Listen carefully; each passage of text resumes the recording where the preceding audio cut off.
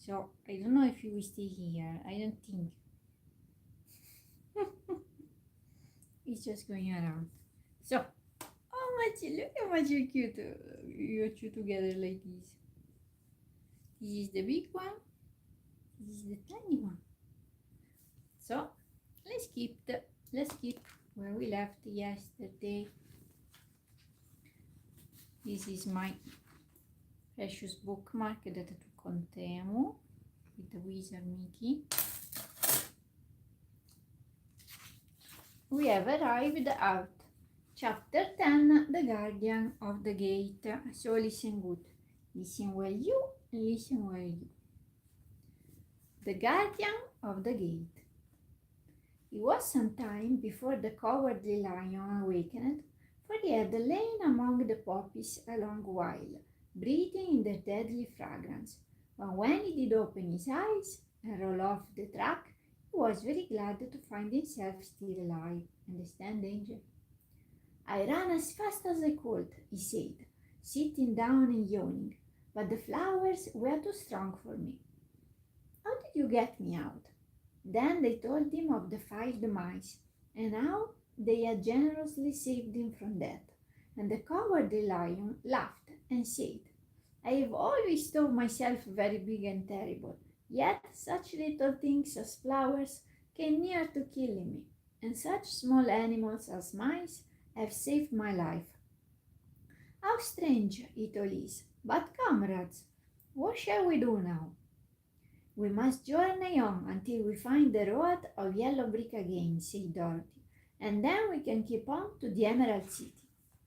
So the lion, being fully refreshed and feeling quite himself again, they all started upon the journey, greatly enjoying the walk through the soft, fresh grass, and it was not long before they reached the road of yellow brick. And turned again toward the Emerald City where the great odds dwelt. The road was smooth and well paved now, and the country about was beautiful, so that the travelers rejoiced in leaving the forest far behind, and with it the many dangers they had met in its gloomy shades. Once more they could see fancy wheels built beside the road, but these were painted green, and when they came to a small house in which a farmer evidently lived, that also was painted green. That also was painted green. They passed by several of these houses during the afternoon, and sometimes people came to the doors and looked at them as if they would like to ask questions. But no one came near them nor spoke to them because of the great lion, of which they were very much afraid. I guess they don't even see that you're there, because you're all white. The people were all dressed in clothing of a lovely emerald green color, and wore peaked hats like those of the Munchkins. This must be the land of Oz, said Dorothy, and we are surely getting near the Emerald City. Yes, answered the Scarecrow, everything is green here, while in the country of the Munchkins blue was the favorite color. But the people do not seem to be as friendly as the Munchkins, and I'm afraid we shall be unable to find a place to pass the night. I should like something to eat beside fruit, said the girl, and I'm sure Toto is nearly starved. Let us stop at the next house and talk to the people. So, when they came to a good-sized farmhouse, Dorothy, this is just your head, walked boldly up to the door and knocked. A woman opened it just far enough to look out and said, What do you want, child? And why is that great lion with you? We wish to pass the night with you, if you will allow us, answered Dorothy.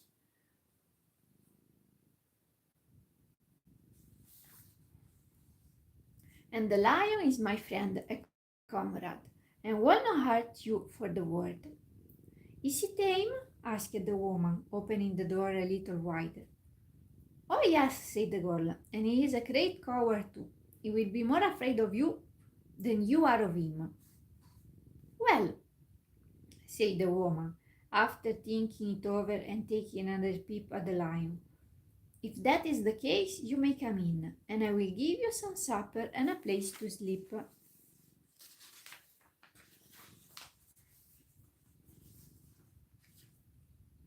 So they all entered the house, where there were, besides the woman, two children and a man. The man had hurt his leg and was lying on the couch in a corner. They seemed greatly surprised to see so strange a company, and while the woman was busy laying the table, the man asked, "Where are you all going?" "To the Emerald City," said Dorothy. "To see the great odds." "Oh, indeed!" exclaimed the man. "Are you sure the odds will see you?" "Why not?" she replied. "Well, it is said that he never lets anyone come into his presence.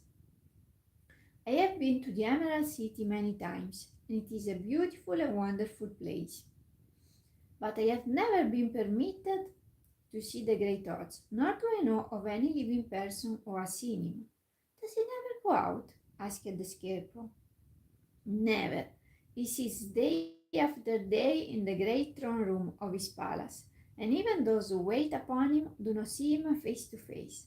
"What is he like?" asked the girl. "That is hard to tell," said the man thoughtfully. "You see, Oz is a great wizard and can take on any form he wishes. So the some say he looks like a bird, and some say he looks like an elephant, and some say he looks like a cat. To others he appears as a beautiful fairy or a brownie or in any other form that pleases him. But Gino, ma ti devi zitto. Mettiamoti qui. Hold down. Filippo, puoi stare? Puoi stare così vicino a te? Mm? Easy to up. Fai il bravo, Fili? No, amore.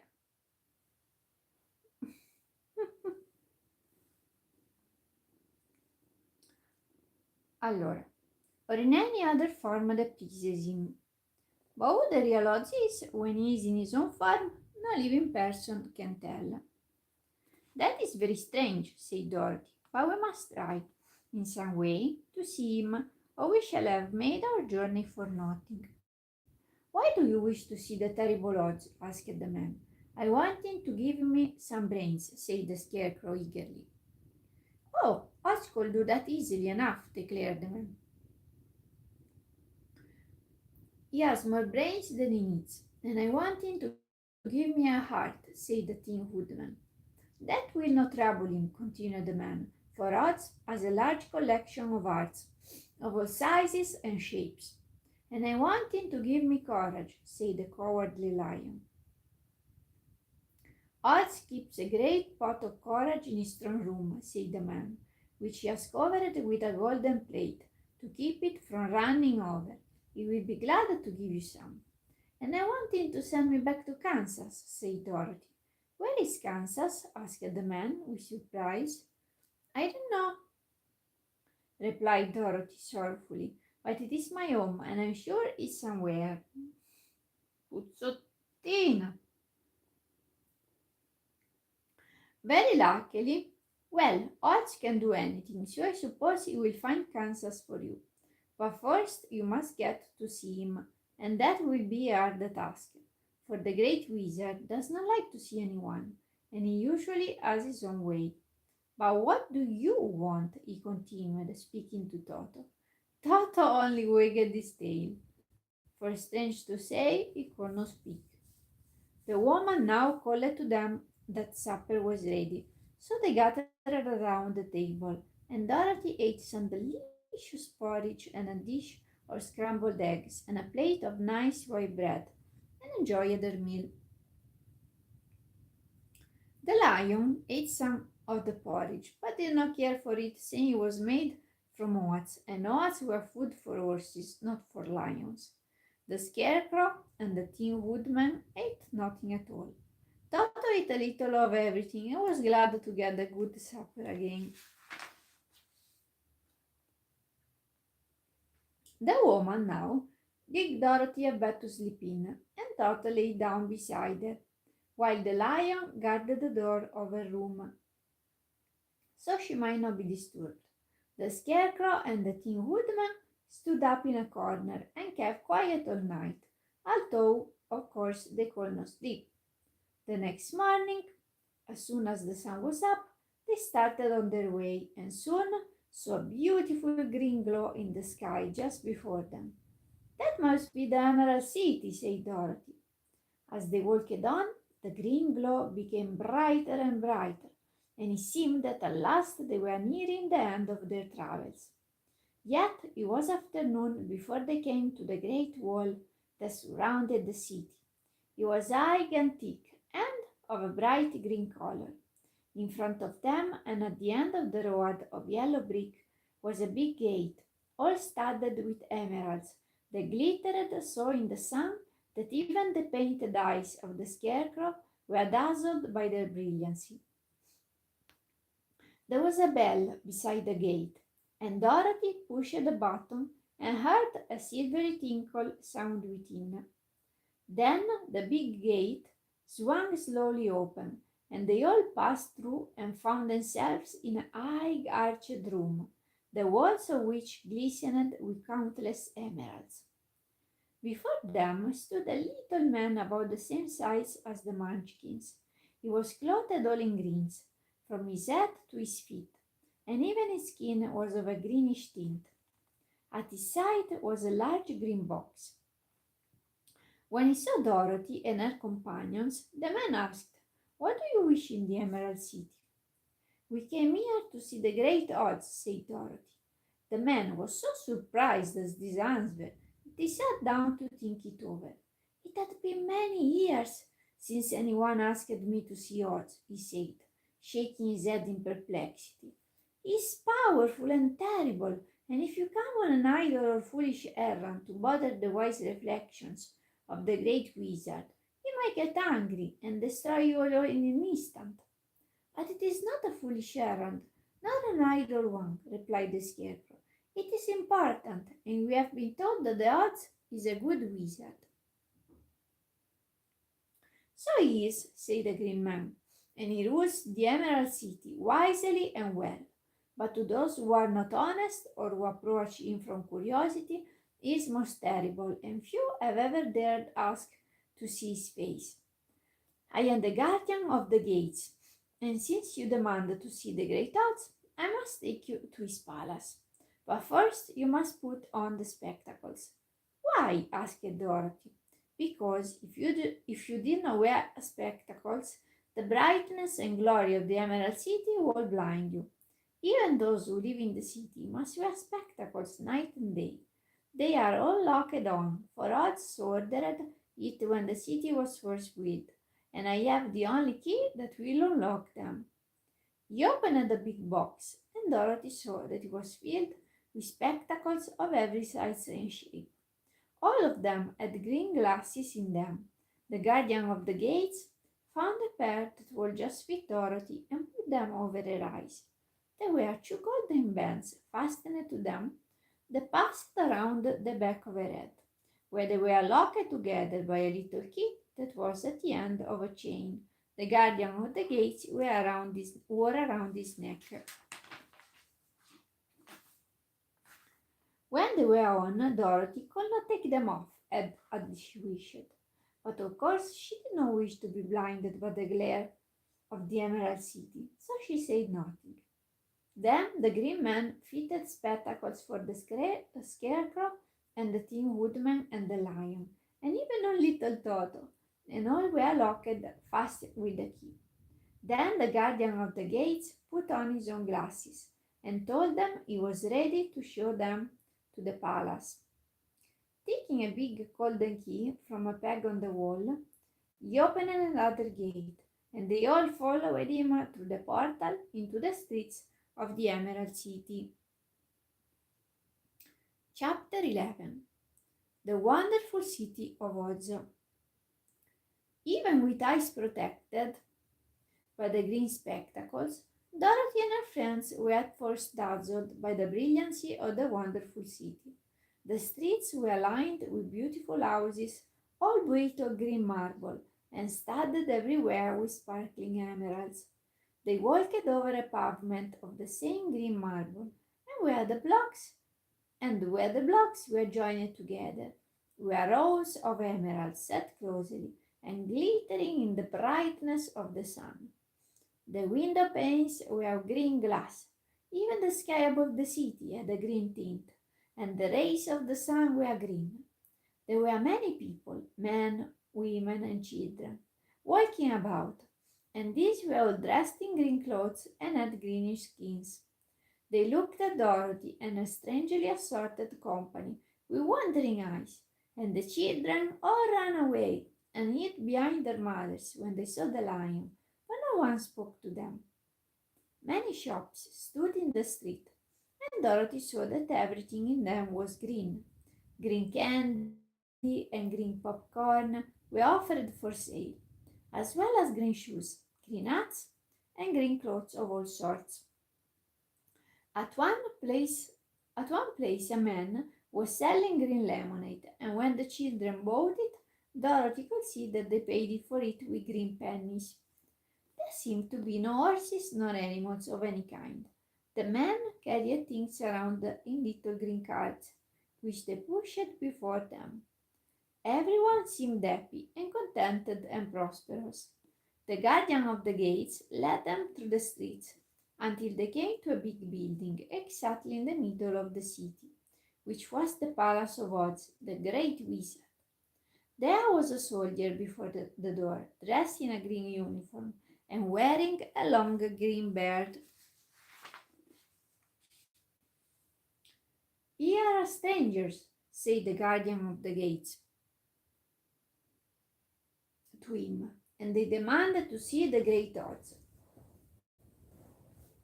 "Step inside," answered the soldier, "and I will carry your message to him." So they passed through the palace gates and were led into a big room with a green carpet and lovely green furniture set with emeralds. The soldier made them all wipe their feet upon a green mat before entering this room, and when they were seated, he said politely, "Please make yourself comfortable while I go to the door of the throne room and tell Oz you are here." They had to wait a long time before the soldier returned.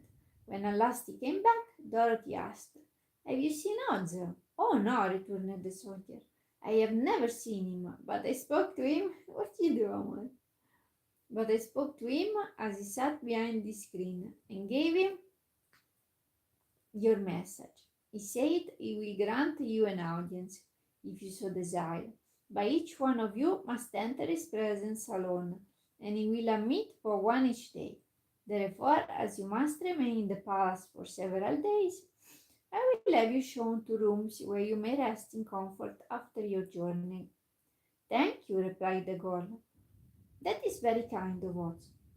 The soldier now blew upon a green whistle, and at once a young girl dressed in a pretty green silk gown entered the room. She had lovely green hair and green eyes, and she bowed low before Dorothy as she said, "Follow me, and I will show you your room." So Dorothy said goodbye to all her friends except Toto, and taking the dog in her arms, followed the green girl through 7 passages and then up 3 flights of stairs until they came to a room at the front of the palace. It was the sweetest little room in the world, with a soft, comfortable bed that had sheets of green silk and a green velvet counterpane. There was a tiny fountain in the middle of the room that shot a spray of green perfume into the air, to fall back into a beautifully carved green marble basin. Beautiful green flowers stood in the windows, and there was a shelf with a row of little green books. When Dorothy had time to open these books, she found them full of queer green pictures that made her laugh. They were so funny. In a wardrobe were many green dresses made of silk and satin and velvet, and all of them fitted Dorothy exactly. Make yourself perfectly at home, said the green girl, and if you wish for anything, little angel, ring the bell. Ozzy will send for you tomorrow morning. She left Dorothy alone and went back to the others. These she also led to rooms, and each one of them found itself lodged in a very pleasant part of the palace. Oh, amore, Aya! Give me the bite, ma gli Of course, this politeness was wasted on the scarecrow, for when he found himself alone in his room, he stood stupidly in one spot, just within the doorway, to wait till morning. He would not rest him to lie down, and he could not close his eyes, so he remained all night staring at a little spider, which was weaving its web in a corner of the room, just as if it were not one of the most wonderful rooms in the world. The Tin Woodman lay down on his bed from force of habit, for he remembered when he was made of flesh. But not being able to sleep, he passed the night moving his joints up and down to make sure they kept in good working order. The lion would have preferred a bed of dried leaves in the forest and did not like being shut up in a room, but he had too much sense to let this worry him. So he sprang upon the bed and rolled himself up like a cat and purred himself asleep in a minute. The next morning after breakfast, the Green Maiden came to fetch Dorothy, and she dressed her in one of the prettiest gowns made of green brocaded satin. Dorothy put on a green silk apron and tied a green ribbon around the Toto's neck, and they started for the throne room of the Great Oz. First they came to a great hall, in which many ladies and gentlemen of the court all dressed in rich costumes. These people had nothing to do but talk to each other, but they always came to wait outside the throne room every morning, although they were never permitted to see Oz. As Dorothy entered, they looked at her curiously, and one of them whispered, "Are you really going to look upon the face of Oz the Terrible?" "Of course," answered the girl, "if you will see me." "Oh, we will see you," said the soldier who had taken the message to the wizard, although he does not like to have people ask to see him. Indeed, at first he was angry and said I should send you back where you came from. Then he asked me what you looked like, and when I mentioned your silver shoes, he was very much interested. At last I told him about the mark upon your forehead, and he decided he would admit you to his presence. Just then a bell rang, and the green girl said to Dorothy, "That is the signal. Signal. You must go into the throne room alone." Ay, amore. She opened the little door, and Dorothy walked boldly through and found herself in a wonderful place. It was a big round room with a high arched roof, and the walls and ceiling and floor were covered with large emeralds set closely together. In the center of the roof was a great light, as bright as the sun, which made the emeralds sparkle in a wonderful manner.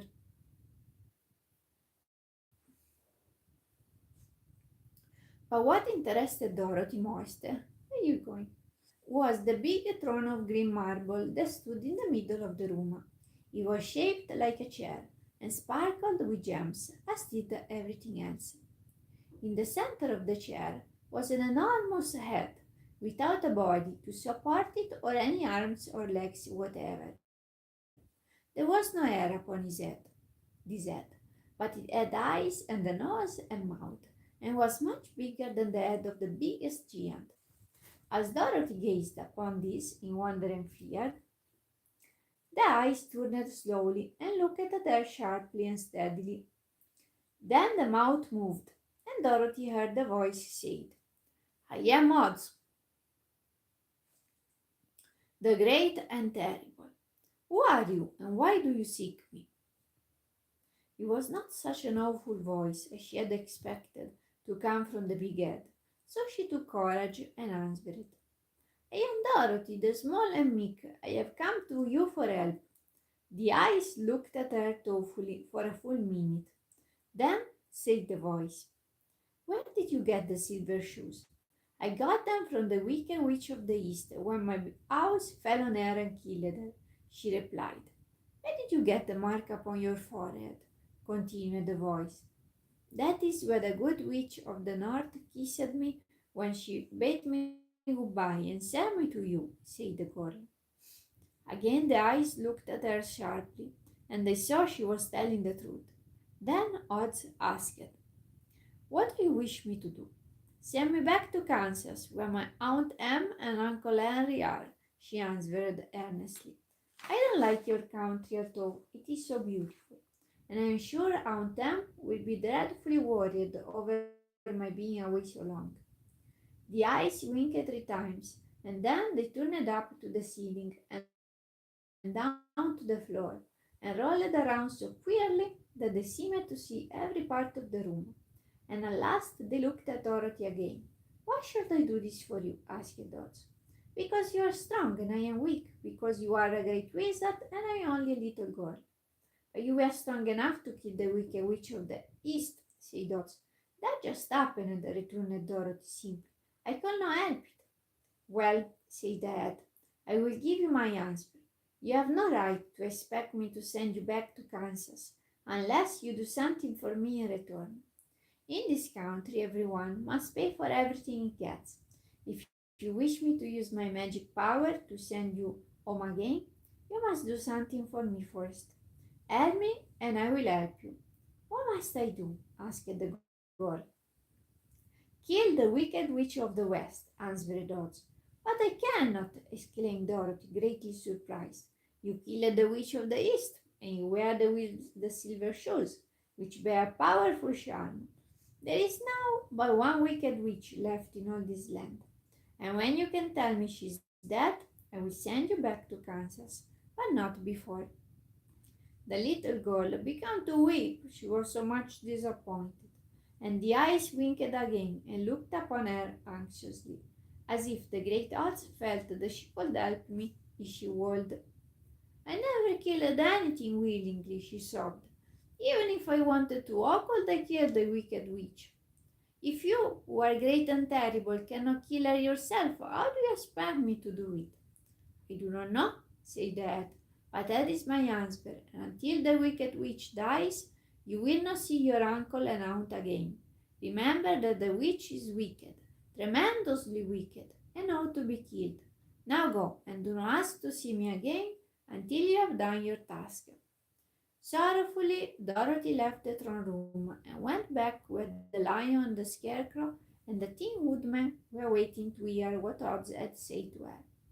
There is no hope for me, she said sadly, for Oz will not send me home until I have killed the wicked witch of the west, and that I can never do.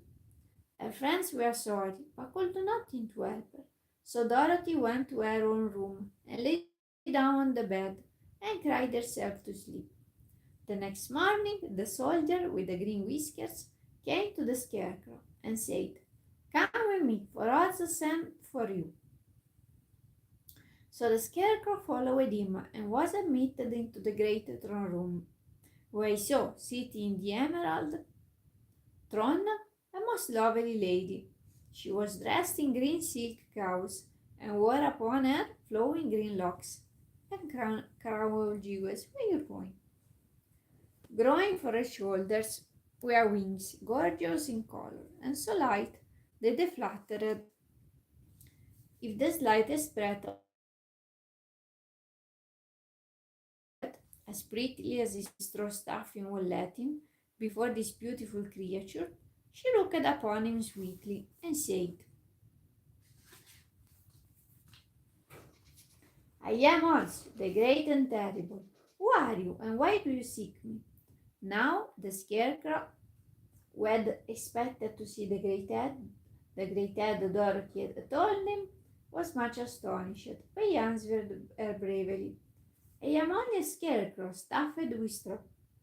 Therefore I have no brains, and I come to you praying that you will put brains in my head instead of straw, so that I may become as much a man as any other in your dominions. I don't know where my little kitty is gone. Why should I do this for you? Asked the lady. Because you are wise and powerful, and no one else can help me, answered the scarecrow. I never grant favors without some return, said Dodge.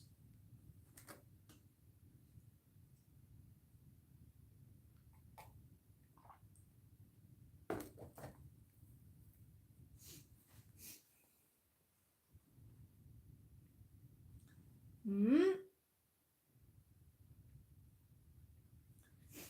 But this much I will promise: if you will kill for me the wicked witch of the west, I will bestow upon you a great many brains, and such good brains that you will be the wisest man in all the land of Oz. I thought you asked Dorothy to kill the witch, said the scarecrow in surprise. So I did. I don't care who kills her, but until she is dead, I will not grant your wish. Now go, and do not seek me again until you have earned the brains you so greatly desire. The scarecrow went sorrowfully back to his friends and told them what Oz had said. Find that the great wizard was not a head, as she had seen him, but a lovely lady. All the same, said the scarecrow, she needs a heart as much as the Tin Woodman. On the next morning, the soldier with the green whiskers came to the Tin Woodman and said, Oz has sent for you. Follow me. So the Tin Woodman followed him and came to the great throne room. He did not know whether he would find Oz a lovely lady or a head, but he hoped it would be the lovely lady, for he said to himself, if it is the head, I am sure I shall not be given a heart, since a head has no heart of its own, and therefore cannot feel for me. But if it is the lovely lady, I shall beg hard for a heart.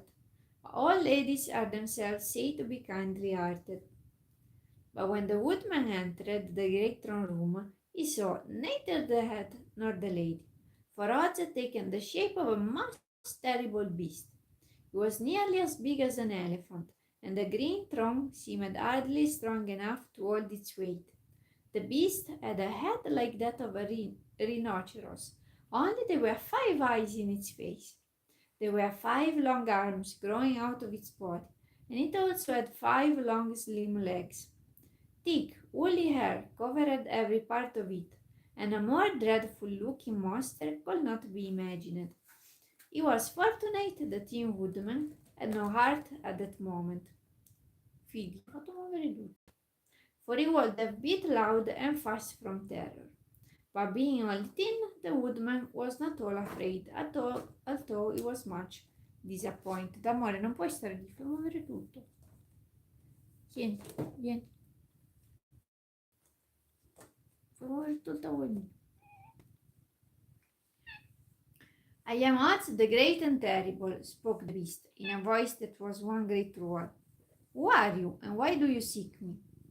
I am a woodman, and made of tin. Therefore I have no heart, and cannot love. I pray to give me a heart, that I may be as other men are. Why should I do this? Demanded the beast. Because I ask it, and you alone can grant my request, answered the woodman. Oz gave a low growl at this, but said gruffly, if you indeed desire a heart, you must earn it. How? Asked the woodman. Help Dorothy to kill the wicked witch of the west, replied the beast. When the witch is dead, come to me, and I will then give you the biggest and kindest and most loving heart in all the land of Oz. So the Tin Woodman was forced to return sorrowfully to his friends and tell them of the terrible beast he had seen. They all wondered greatly at the many forms the great wizard could take upon himself. And the lion said, if he is a beast when I go to see him, I shall roar my loudest, and so frighten him that he will grant all I ask. And if he is the lovely lady, I shall pretend to spring upon her, and so compelled to do my bidding. And if he is the great head, he will be at my mercy, for I will roll this head all about the room until he promises to give us what we desire. So be of good cheer, my friends, for all will yet be well.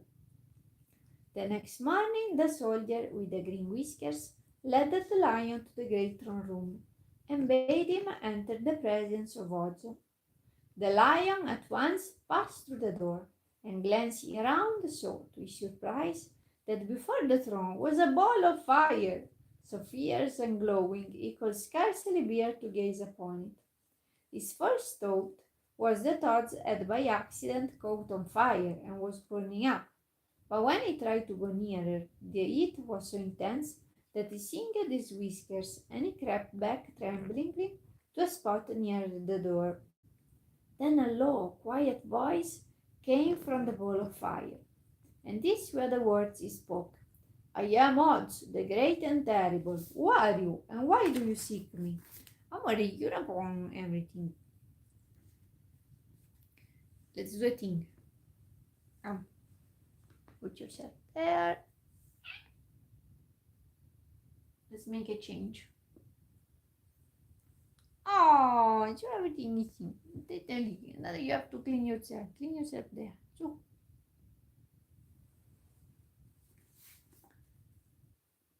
and the lion answered, I am cowardly lion, afraid of everything. Amore, you can put yourself because you cover the camera.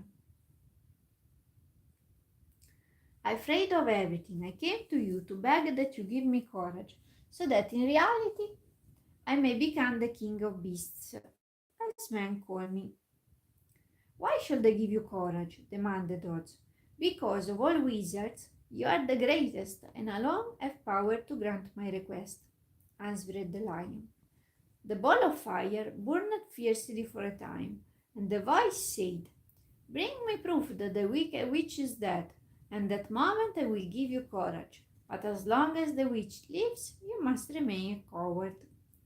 The lion was angry at this speech, but could say nothing in reply, and while he stood silently gazing at the ball of fire, he became so furiously hot that he turned tail and rushed from the room. He was glad to find his friends waiting for him and told them of his terrible interview with the wizard. What shall we do now? Asked Dorothy sadly. There is only one thing we can do, returned the lion, and that is to go to the land of the Winkies, seek out the wicked witch, and destroy her. But suppose we cannot, said the girl. Then I shall never have courage, declared the lion, and I shall never have brains, added the scarecrow, and I shall never have a heart, spoke the Tin Woodman, and I shall never see Aunt Emma and Uncle Henry, said Dorothy, beginning to cry. Be careful, cried the green girl. The tears will fall on your green silk gown. And Spotty. So Dorothy dried her eyes and said, I suppose we must try it, but I am sure I don't want to kill anybody, even to see Aunt Em again. I will go with you, but I am too much of a coward to kill the witch, said the lion. I will go too, declared the scarecrow, but I shall not be of much help to you. I am such a fool. I haven't the heart to harm even a witch, remarked the Tin Woodman. But if you go, I certainly shall go with you. Therefore, it was decided to start upon their journey the next morning, and the woodman sharpened his axe on a green stone and had all his joints properly oiled. The scarecrow stuffed himself with fresh straw, and Dorothy put new paint on his eyes that he might see better. The green girl, who was very kind to them, filled Dorothy's basket with good things to eat, and fastened a little bell around Toto's neck with a green ribbon. They went to bed quite early and slept soundly until daylight, when they were awakened by the crowing of a green cock that lived in the backyard of the palace, and the cackling of a hen that had laid a green egg. Understood? Now we read Still another chapter. Last one. So, listen good, that is the last chapter. Chapter 12. The Search for the Wicked Witch. The soldier with the green whiskers led them through the streets of the Emerald City until they reached the room where the guardian of the gates lived. This officer unlocked their spectacles to put them back in his great box, and then he politely opened the gate for our friends. Which road leads to the Wicked Witch of the West? Asked Dorothy. There is no road, answered the guardian of the gates. No one ever wishes to go that way. How then are we to find her? Inquired the girl. That will be easy, replied the man. For when she knows you are in the country of the Winkies, she will find you and make you all her slaves. Perhaps not, said the scarecrow, for we mean to destroy her. Oh, that is different, said the guardian of the gates. No one has ever destroyed her before, so I naturally thought she will make slaves of you, as she has of the rest. But take care, for she is wicked and fierce, and may not allow you to destroy her. Keep to the west, where the sun sets, and you cannot fail to find her. They thanked him and bade him goodbye, like this, goodbye, and turned toward the west, walking over fields of soft grass dotted here and there with daisies and buttercups. Dorothy still wore the pretty silk dress she had put on in the palace, but now, to her surprise, she found it was no longer green, but pure white. The ribbon around the Toto's neck had also lost its green color and was as white as Dorothy's dress. The Emerald City was soon left far behind. As they advanced, the ground became rougher and hillier, for there were no farms, no houses in this country of the West, and the ground was untilled. In the afternoon, the sun shone hot in their faces, for there were no trees to offer them shade, so that before night Dorothy and Toto and the lion were tired and lay down upon the grass and fell asleep, with the woodman and the scarecrow keeping watch. Now the wicked witch of the west had but one eye, yet that was as powerful as a telescope and could see everywhere. So, as she sat in the door of her castle, she happened to look around and saw Dorothy lying asleep, with her friends all about her. They were a long distance off, but the wicked witch was angry to find them in her country, so she blew upon a silver whistle they hung around her neck. At once they came running to her from all directions, a pack of great wolves.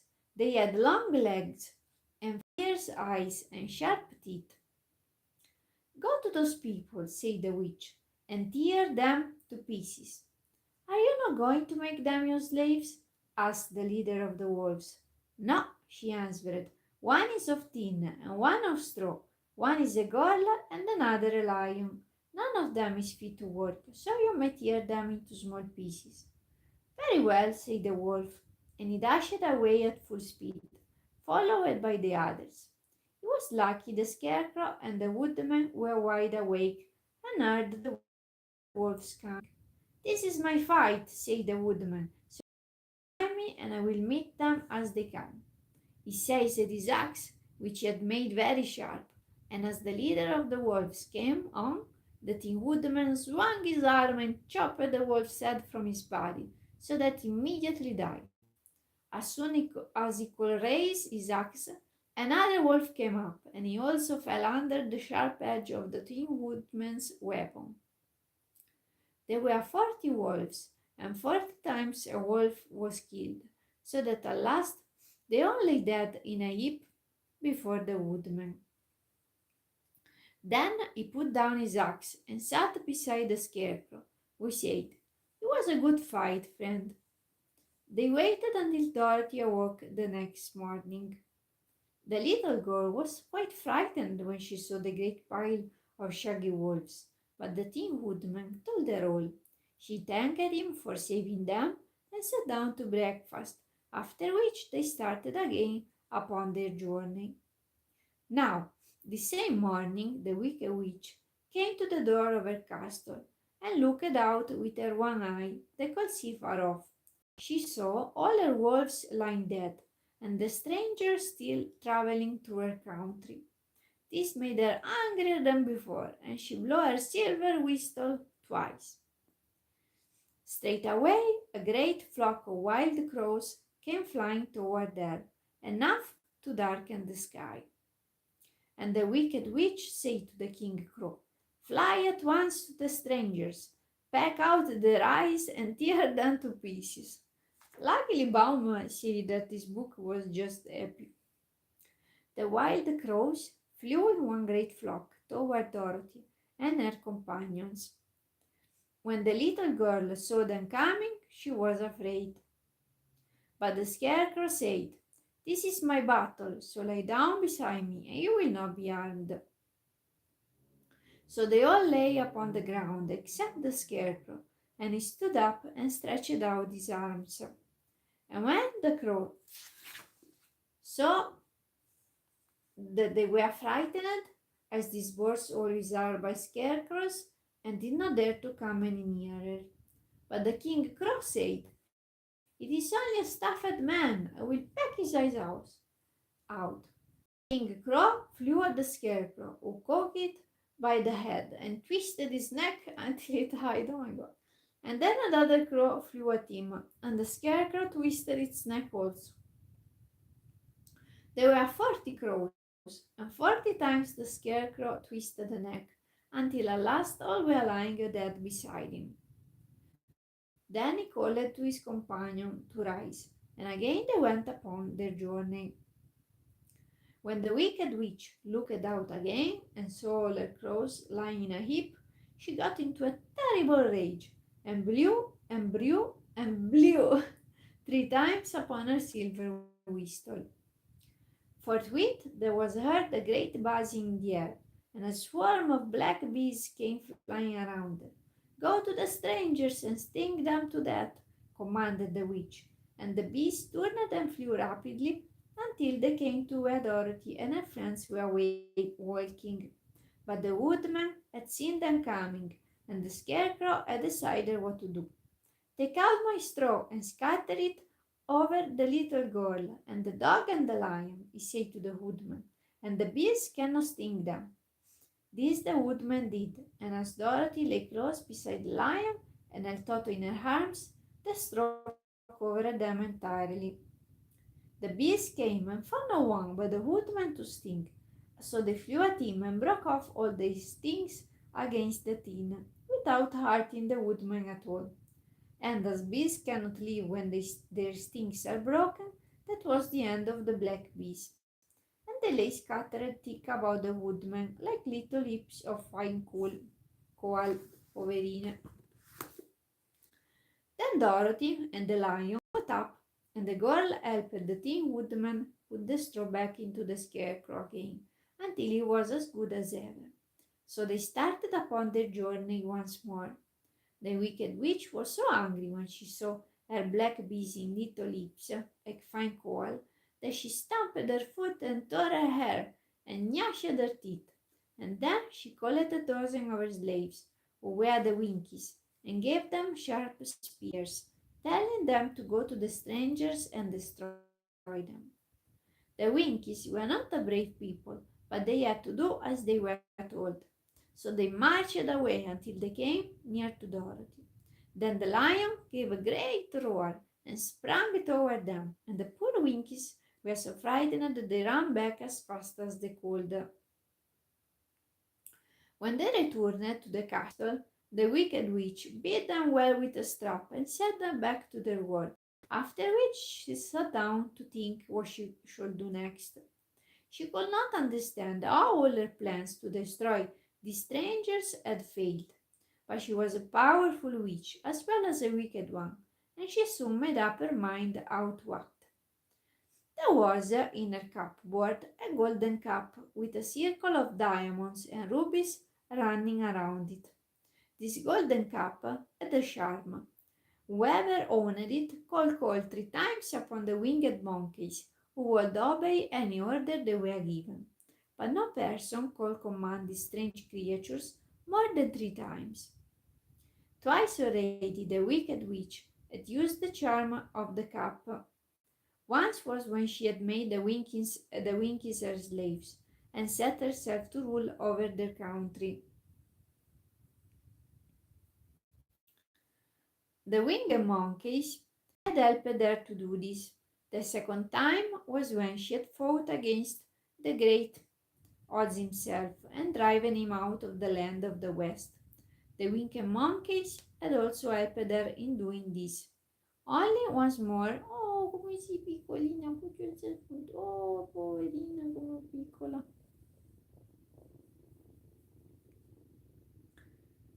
The second time was when she had fought against the great odds himself and driven him out of the land of the west.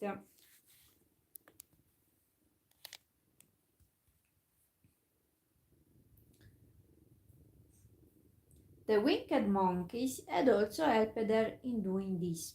Only once more could she use this golden cup, for which reason she did not like to do so until all her other powers were exhausted.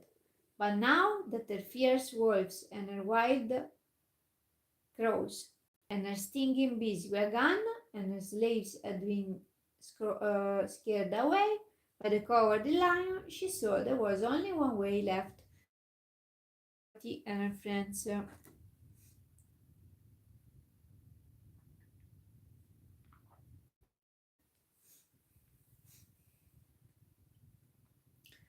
So the wicked witch took the golden cup from her cupboard and placed it upon her head.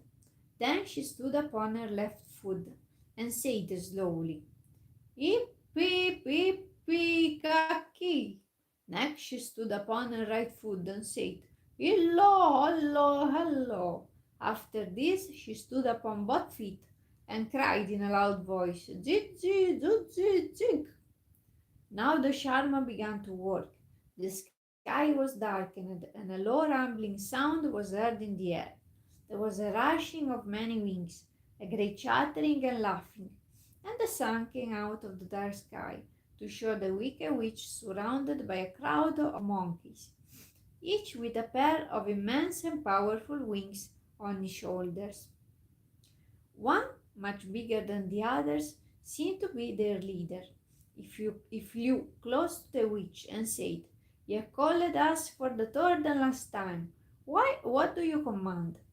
"Go to the strangers who are within my land and destroy them all, except the lion," said the wicked witch. "Bring that beast to me, for I have a mind to harness him like a horse and make him work." "Your commands shall be obeyed," said the leader. Then, with a great deal of chattering and noise, the wicked monkeys flew away to the place where Dorothy and her friends were walking.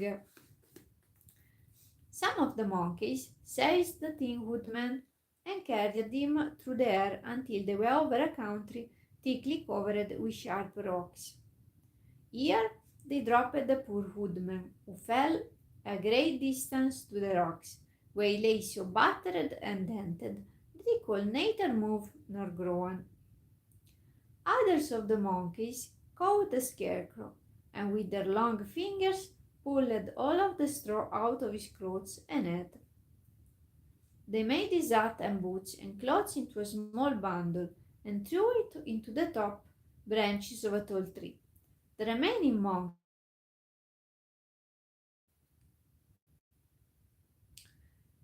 threw pieces of stout rope around the lion and wound many coils about his body and hand and legs until he was unable to bite or scratch or struggle in any way. Then they lifted him up and flew away with him to the witch castle, where he was placed in a small yard with a high iron fence around it, so that he could not escape. But Dorothy they did no harm at all.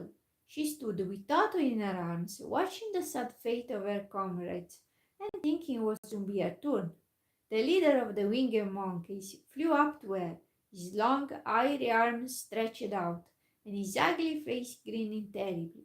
But he saw the mark of the good witch, kiss upon her forehead, and stopped short, motioning the others not to touch her. We dare not harm this little girl, he said to them, for she is protected by the power of good, and that is greater than the power of evil. All we can do is to carry her to the castle of the wicked witch and leave her there. So carefully and gently they lifted Dorothy in their arms and carried her swiftly through the air until they came to the castle, where they sat her down upon the front doorstep. Then the leader said to the witch, "We have obeyed you as far as we were able. The Tin Woodman and the Scarecrow is destroyed, and the lion is tied up in your yard. The little girl we dare not harm, nor the dog she carries in her arms. Your power over our band is now ended, and you will never see us again." Then all the winged monkeys, with much laughing and chattering and noise, flew into the air and were soon out of sight. The wicked witch was both surprised and worried when she saw the mark on Dorothy's forehead, for she knew well that neither the winged monkeys nor she herself dare hurt the girl in any way. She looked down at Dorothy's feet, and seeing the silver shoes began to tremble with fear, for she knew what a powerful charm belonged to them. At first, the witch was tempted to run away from Dorothy, but she happened to look into the child's eyes and saw how simple the soul behind them was, and that the little girl did not know of the wonderful power the silver shoes gave her. So the wicked witch laughed to herself and thought, "I can still make her my slave, for she does not know how to use her power." Then she said to Dorothy, harshly and severely, "Come with me and see that you mind everything I tell you. For if you do not, I will make an end of you, as I did of the Tin Woodman and the Scarecrow." Dorothy followed her through many of the beautiful rooms in her castle, until they came to the kitchen, where the witch bade her clean the pots and kettles, and sweep the floor and keep the fire fed with food. Dorothy went to work meekly, with her mind made up to work as hard as she could, for she was glad the wicked witch had decided not to kill her. With Dorothy hard at work, the witch thought she was going to the courtyard and harness the cowardly lion like a horse. It would amuse her, she was sure, to make him draw her chariot whenever she wished to go to drive.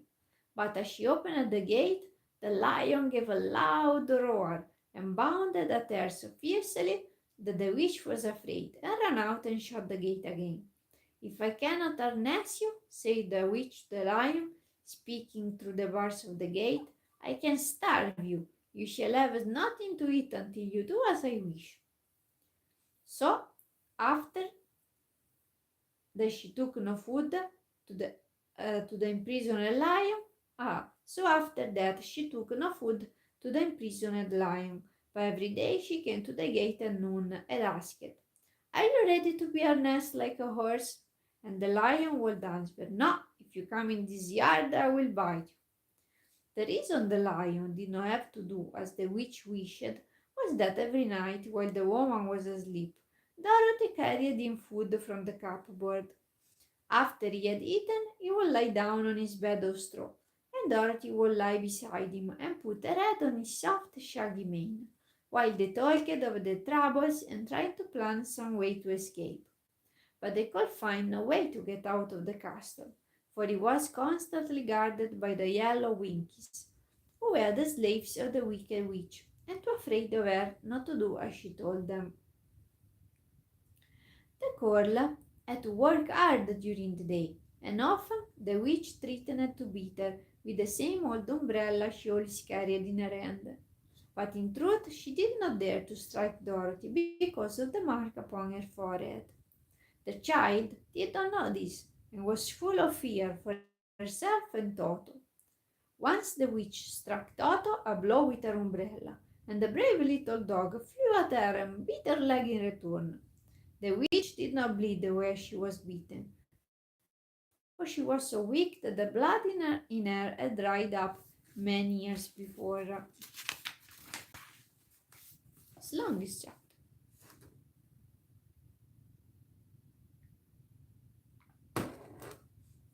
Excuse me.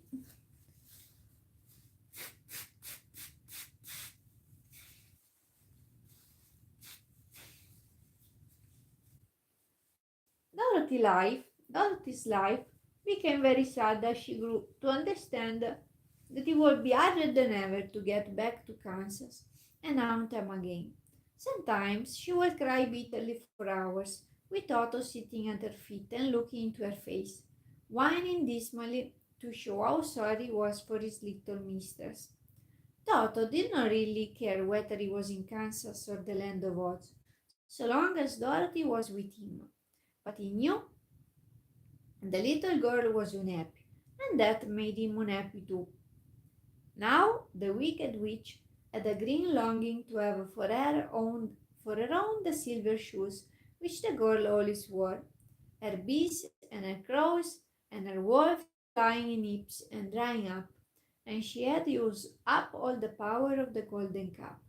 But if she could only get hold of the silver shoes, they would give her more power than all the other things she had lost. She watched Dorothy carefully to see if she ever took off her shoes, thinking she might steal them. But the child was so proud of her pretty shoes that she never took them off except at night and when she took her bath. The witch was too much afraid of the dark to dare go in Dorothy's room at night to take the shoes, and her dread of water was greater than her fear of the dark, so she never came near when Dorothy was bathing. Indeed, the old witch never touched water, not ever let water touch her in any way. But the wicked creature was very cunning, and she finally thought of a trick that would give her what she wanted.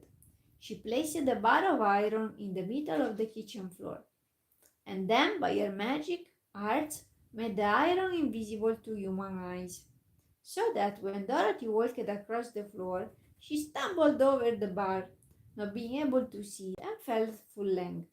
She was not much hurt, but in her fall one of the silver shoes came off, and before she could reach it, the witch had snatched it away and put it on her own skinny foot.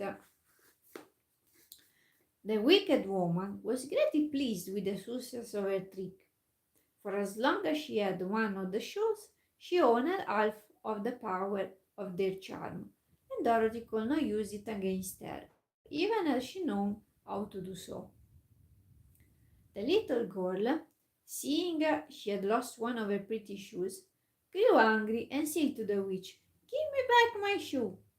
"I will not," retorted the witch, "for it is now my shoe, and not yours."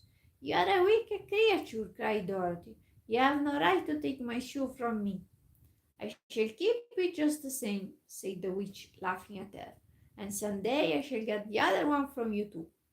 This made Dorothy so very angry that she picked up the bucket of water that stood near and dashed it over the witch, wetting her from head to foot. Instantly the wicked woman gave a loud cry of fear, and then, as Dorothy looked at her in wonder, the witch began to shrink and fall away. "See what you have done!" she screamed. "In a minute I shall melt away." "I am very sorry indeed," said Dorothy, who was truly frightened to see the witch actually melting away like brown sugar before her very eyes. "Didn't you know water would be the end of me?" asked the witch in a wailing, despairing voice. "Of course not," answered Dorothy. "How should I?" "Well, in a few minutes I shall be all melted, and you will have the castle to yourself. I have been wicked in my day, but I have never thought a little girl like you would ever be able to mend me and end my wicked deeds. Look out, here I go." With these words, the witch fell down in a brown, melted, shapeless mass, and began to spread over the clean boards of the kitchen floor. Seeing the shell really melted away to nothing, Dorothy drew another bucket of water and threw it over the mess. She then swept it all out the door. After picking out the silver shoe, which was all that was left of the old woman, she cleaned and dried it with a cloth and put it on her foot again. Then, being at last free to do as she chose, she ran out of the courtyard to tell the lion that the wicked witch of the west had come to an end, and that they were no longer prisoners in a strange land. And with this, for tonight, we stop. Amor, if you put yourself there, you may crash the phone. This is Phily on my table. And with this, don't move. We tell you goodbye. Hope you enjoyed our story. Bye everyone. Have a sweet night or a sweet day in whichever time of the day you are. Bye. See you tomorrow probably. I'm not sure because sometimes I want to do other things. Anyway, ciao ciao. Hope you enjoyed it.